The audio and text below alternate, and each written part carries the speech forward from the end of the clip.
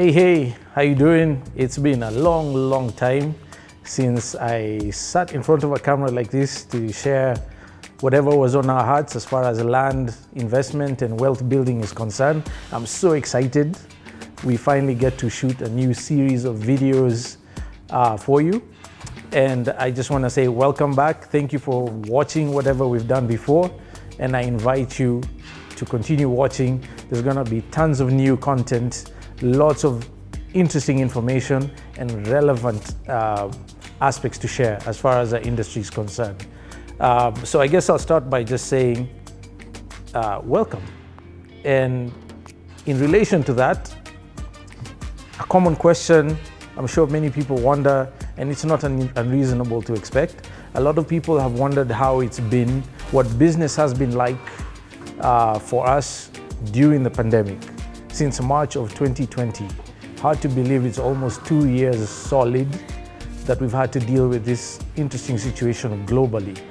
And what's the investment environment like as far as land is concerned in Kenya during the pandemic?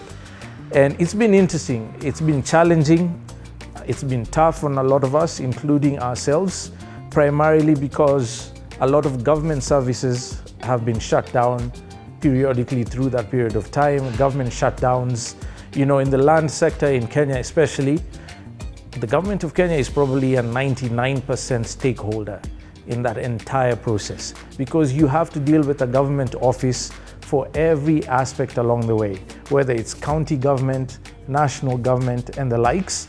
All the professionals you have to work with also have to engage with government. So it's been tough from that point of view. It's delayed a lot of projects that we were excited to launch in 2020. So in that respect, it's been a negative. But at the same time, we've seen a lot of good come out of it. We got time to step back and sort of reassess things, do internal audits of our processes, also build resilience in the business about how to manage future crises like these. So it hasn't been all bad, but in general, I can gladly tell you, and this is not unique to Goshen Acquisitions and our sister company, GrandAcres Limited. A lot of people have been buying land during the pandemic. So I think it's safe to say that companies like ours have fared a lot better than other industries. And I'm happy to share more information about that as we go along. But I will say that the primary reason that has been the case is because, oddly enough, we found that near-death situations have focused people's